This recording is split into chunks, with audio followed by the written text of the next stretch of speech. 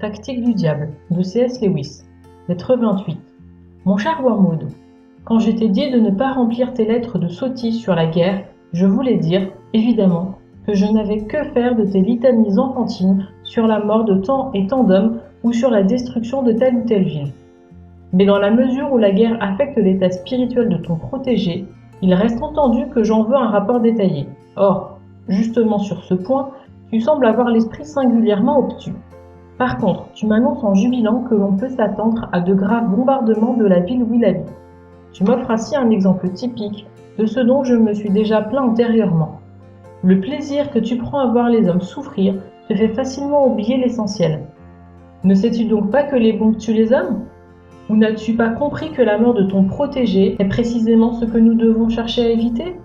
Il a échappé aux amis mondains dont tu as voulu te servir comme appât pour le prendre au piège.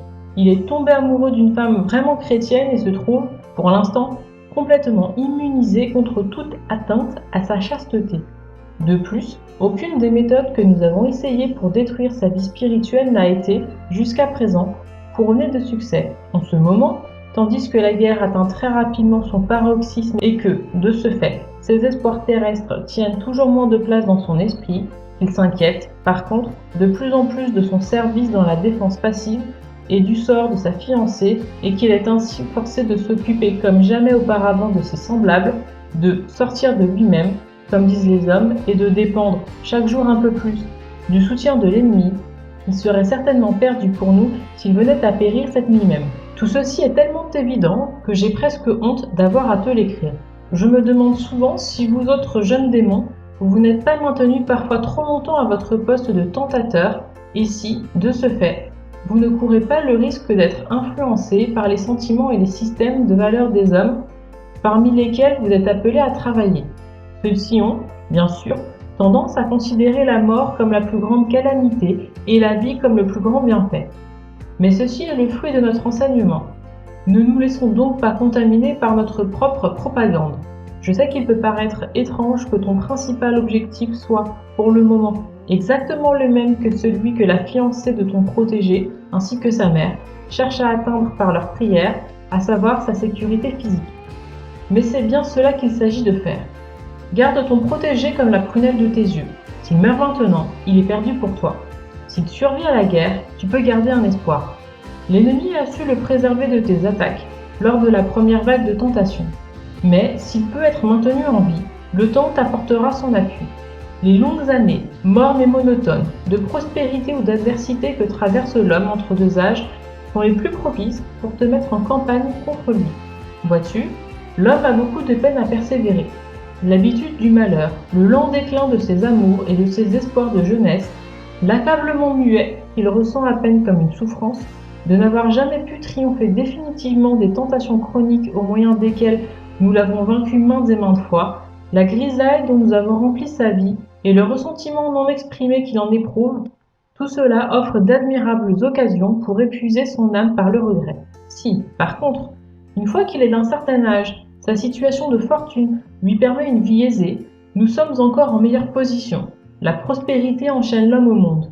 Il croit y avoir trouvé sa place, alors qu'en fait, c'est le monde qui a trouvé sa place en lui. Sa réputation grandissante, son cercle d'amis qui s'élargit sans cesse, le sentiment de sa propre importance, la pression croissante d'un travail absorbant et agréable, tout cela crée en lui le sentiment qu'il est bien chez lui ici-bas. Et c'est exactement ce que nous souhaitons. Tu ne tarderas pas à remarquer que les jeunes ont moins de réticence à envisager la mort que les gens entre deux âges ou que ceux du troisième âge. À vrai dire, l'ennemi qui, par un étrange caprice, a destiné ces animaux humains à vivre dans son monde éternel à lui, a su faire en sorte qu'ils ne se sentent vraiment chez eux nulle part ailleurs. Voilà pourquoi nous devons souvent souhaiter une longue vie à nos protégés. 70 ans ne sont pas de trop pour réussir cet exploit qui consiste à détacher leur âme du ciel et à l'attacher solidement à la terre. Quand ils sont jeunes, ils essayent toujours de prendre la tangente. Même si nous arrivons à les garder dans l'ignorance de toute religion, les vents imprévisibles de la fantaisie, de la musique et de la poésie, un simple visage de jeune fille, le chant d'un oiseau, un paysage, viennent de nouveau tout balayer sur leur passage. Ils ne veulent tout simplement pas faire un effort soutenu pour obtenir de l'avancement, avoir de nombreuses relations, pratiquer la politique de la sécurité avant tout. Leur nostalgie du ciel est telle que notre meilleure tactique, à cet âge-là, pour les attacher à la terre, est de leur promettre le ciel sur terre dans un avenir plus ou moins éloigné, grâce aux réalisations de la politique ou de la génétique ou de la science ou de la psychologie ou de je ne sais quoi encore. La vraie mondanité est un véritable travail de patience, accompli à l'aide de l'orgueil, car nous leur apprenons à penser à leur lente approche de la mort en termes de bon sens, de maturité ou d'expérience. Le mot expérience, soit dit en passant, pris dans le sens particulier que nous lui avons donné, nous a d'une grande utilité. Un de leurs grands philosophes a failli vendre la mèche lorsqu'il a dit qu'en matière de vertu, l'expérience est la mère de toutes les illusions. Mais grâce à un changement dans la mode, et naturellement aussi à la méthode historique, nous avons réussi en grande partie à rendre ce livre inoffensif. Nous pouvons juger de l'importance qu'a pour nous le facteur temps, d'après le peu que l'ennemi nous en laisse. La majorité des hommes meurent dans leur enfance. De ceux qui réussissent à survivre, une bonne partie finit ses jours avant l'âge adulte. Il n'y a pas de doute qu'aux yeux de l'ennemi, la naissance d'un homme a surtout de l'importance en vue de sa mort, et sa mort uniquement en tant qu'entrée dans cet autre genre de vie. Nous n'avons donc le droit de nous attaquer qu'à une faible minorité de la race, car ce que les hommes appellent une vie normale est l'exception. Il semblerait qu'ils veuillent que quelques-uns, mais seulement très peu, de ces animaux humains avec lesquels il est en train de peupler le ciel aient fait l'expérience de nous avoir résisté pendant 60 ou 70 ans. Eh bien, soit, c'est là notre chance. Plus elle est faible, mieux nous devons l'utiliser. Quoi que tu fasses, garde ton protégé autant que possible en lieu sûr. Ton oncle affectionné, Screwtape. Nous n'avons donc le droit de nous attaquer qu'à une faible minorité de la race, car ce que les hommes appellent une vie normale est l'exception.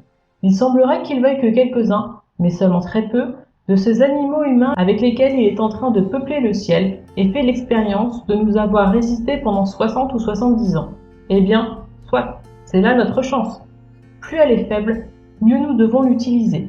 Quoi que tu fasses, garde ton protégé autant que possible en lieu sûr. Ton oncle affectionné, Screwtape.